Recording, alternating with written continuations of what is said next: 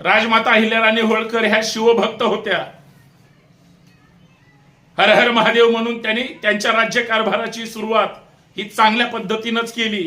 त्यांनीच केली नाही तर छत्रपती शिवाजी महाराजांनी सुद्धा, ते सुद्धा एक शिवभक्त होते, त्यांनी सुद्धा हर हर महादेव म्हणून स्वराज्याची पताका सगळीकडे फडकवली. राजमाता अहिल्याराणी होळकरांनी सुद्धा तोच शिवाचा वारसा पुढे घेऊन जाण्याचं ठरवलं.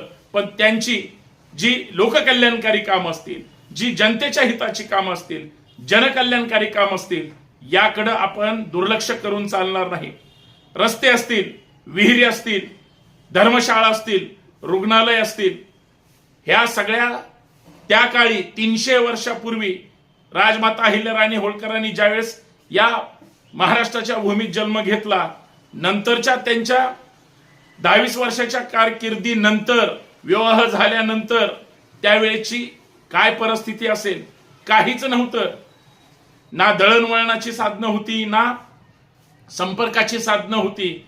त्या काळात त्यांना रस्त्याचं महत्व होतं, विहिरीचं महत्व होतं, रुग्णालयाचं महत्व होतं, धर्मशाळा कशासाठी त्याचं महत्व होतं, आणि पाणवठे, आज पाण्याची खरी सोय कशा पद्धतीनं केली पाहिजे.